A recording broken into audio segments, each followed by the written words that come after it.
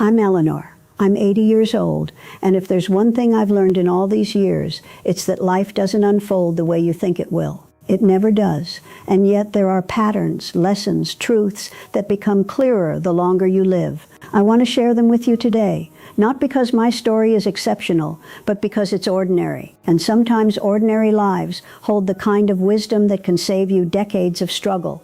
And when I look back, I see the choices I made, the ones I took, the ones I avoided. I see the chances I didn't take because I was afraid, and I see the moments I wasted thinking I had time. I want to tell you about those things. I want to tell my younger self who I once was at 20, 30, 40, what I wish I had known. The first piece of advice I'd give is simple: trust yourself more than anyone else. I spent so many years doubting my instincts, listening to what friends, family, even strangers thought I should do. I went down paths because I felt I owed it to someone, or because I feared their judgment. But looking back, the times I followed my gut, the decisions that scared me the most, those are the times I grew. They're the times I became someone I respected. When I was young, I thought success was a straight line. Get a degree, get a job, get married, have kids, retire, die.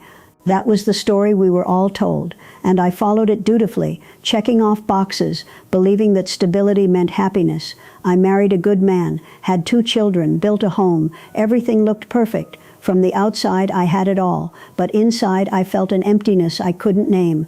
I was doing everything right, but I wasn't living my own life. I was living someone else's idea of it. If I could tell my younger self one thing about relationships, it would be this: don't settle for comfort over connection. Love isn't just about safety or reliability. Those things matter, of course, but they aren't enough. I wasted years in a marriage that wasn't wrong in any obvious way. He wasn't cruel, he wasn't unfaithful, but we were never fully present with each other. The warmth, the small gestures, the kind of affection that makes life feel like it belongs to you, that was missing. I thought stability would be enough, but it wasn't. I want my younger self to know that it's okay to leave a situation that's not wrong but isn't right either. There's bravery in staying, yes, but there's also bravery in walking away. And sometimes leaving is the most loving thing you can do for yourself, and even for those you love. I see that now. My children grew up with me whole, not fractured. They learned what it looks like to choose yourself when you need to, and that lesson I hope will carry them further than comfort ever could.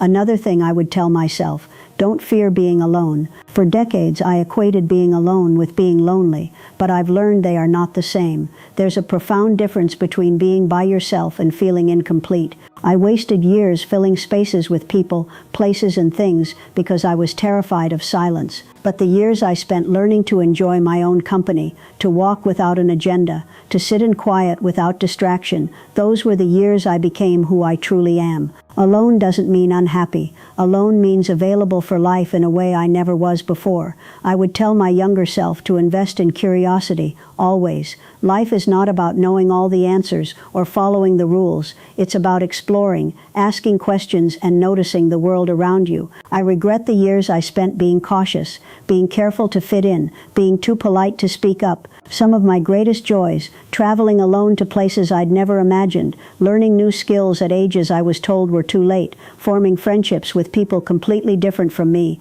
Those happened because I chose curiosity over comfort.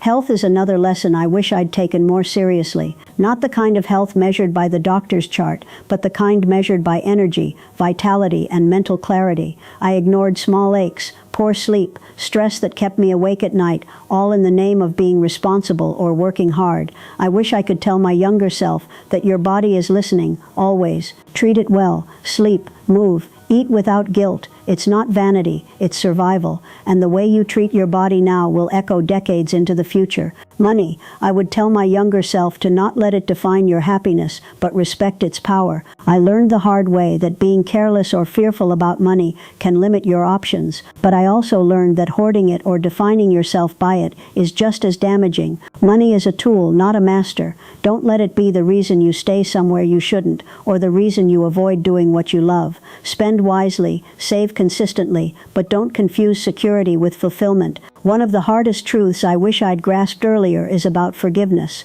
Not just forgiving others, but forgiving myself. For years, I carried shame over mistakes that were normal parts of life, failed plans, arguments, lost opportunities, moments of weakness. I wish I had learned sooner that regret is a waste of time and guilt is a poor teacher. You don't have to forget mistakes, but you must forgive them. Only then can you move freely. Only then can you love deeply. Only then can you live fully. I would tell my younger self to value time over things. It took me decades to realize that experiences, moments, and relationships are far more precious than objects, titles, or accolades. I spent years chasing career success, a bigger house, the right image, only to discover the true treasures were simple: a sunset, a quiet morning with my coffee, a phone call to a friend, a laugh with my children. Don't wait to collect these moments. Start now. Start before life pushes you to.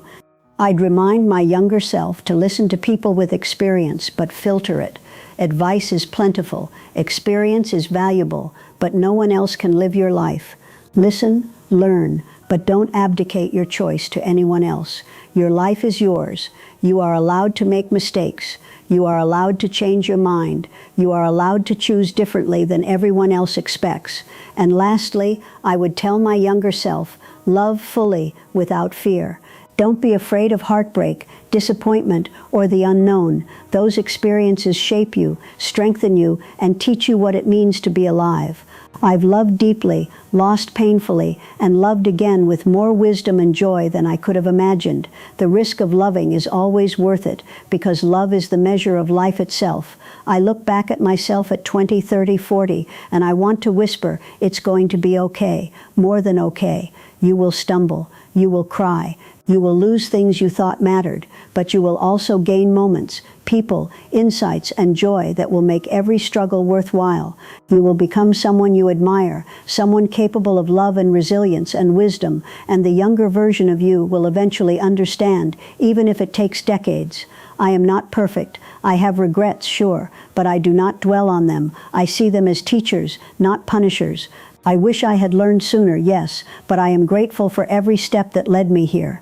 I am 80 years old. I have watched the world change. I have seen friends come and go. I have loved and lost and found love again. And through it all, I have learned that life is less about the things you do and more about how you feel while doing them. Are you present? Are you kind? Are you brave? Do you love? These are the measures that matter. If I could sit with my younger self, I'd say take more risks. Speak your truth. Don't wait to be ready. Stop worrying about what people think. Give love freely, and don't be afraid to receive it. Take care of your body. Treat your mind with gentleness. Save your money, but spend on experiences. Learn continuously. Forgive. Trust yourself. Live with intention. And remember, happiness is not a destination. It's a choice you make every day. Life is short, yes, but it's also long enough to make mistakes, to grow, to love, to find yourself, and to find joy. You have time, but not infinite time. Treat it like the precious gift it is. And to anyone listening, anyone watching, if you take one thing from my story, let it be this: you are allowed to choose yourself. You are allowed to live a life that feels full, authentic, and alive.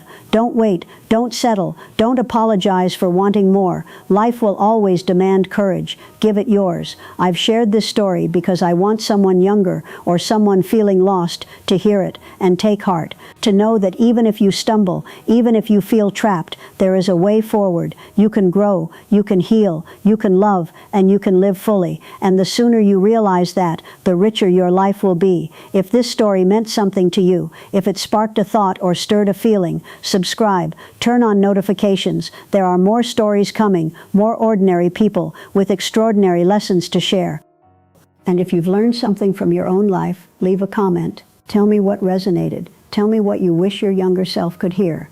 These conversations matter. Your story matters. If you have a lesson worth sharing, there's a form down in the description. Fill it out. The next story could be yours.